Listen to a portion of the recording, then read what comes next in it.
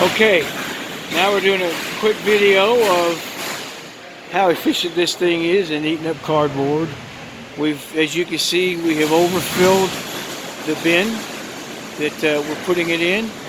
We've got the top of the gate marked with the checkered black and yellow tape. So I'm going to walk up here, show the operator's panel real quick. As you can see, we have a greaser fail. That's just a light to let you know the greaser's not greasing right now. And a lubricant low light on the left. Then we have an auger jam. It lets you know if the auger jams for some reason. That light comes on, and we can reverse it and clear the jam. On the right is a bin gone light. That simply means that the receiver box has been pulled, and when that light's on, you cannot start the machine because the receiver box is gone.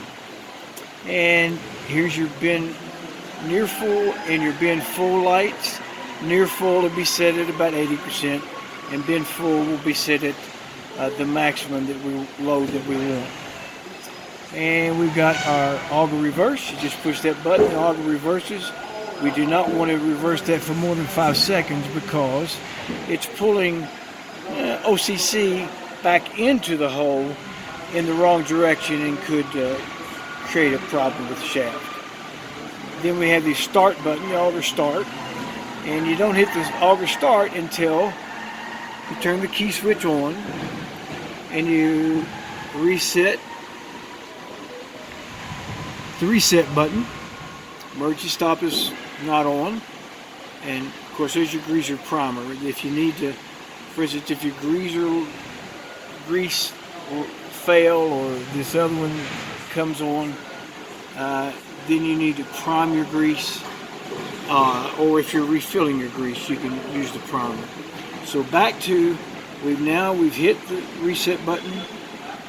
It's on, the power's on right now with the key, and we're going to hit auger start. So let's hit auger start.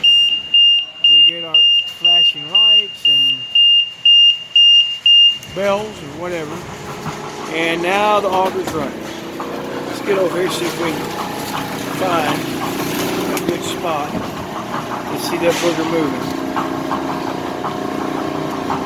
Bit by bit, it'll start grabbing what's underneath.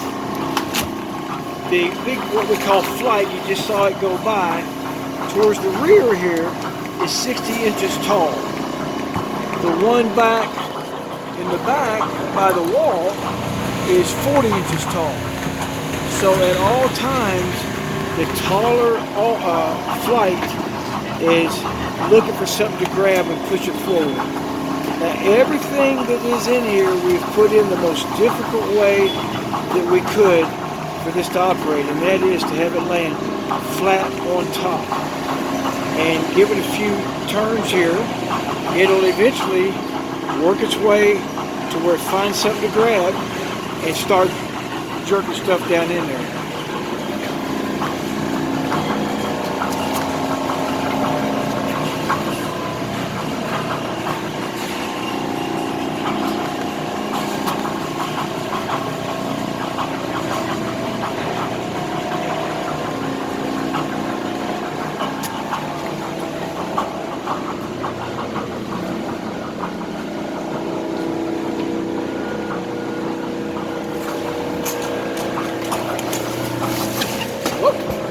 Found something.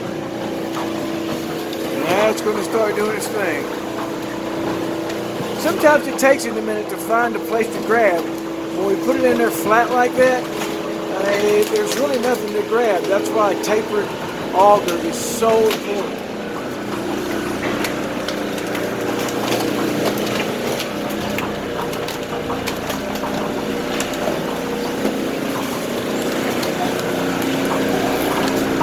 Now the auger's starting to emerge out from under the pile.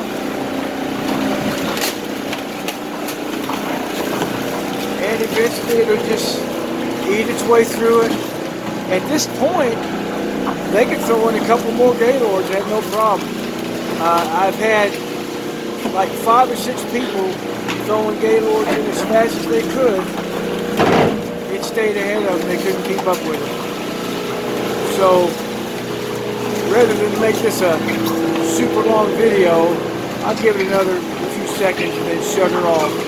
But you get the idea of what we got going on here and how quickly it can clear a building. We literally unloaded a whole tractor trailer full of Gaylords, call them GFGs, in about 30 minutes the other day. You can see why. Okay, you see what's happening. I'm gonna go ahead and shut her down.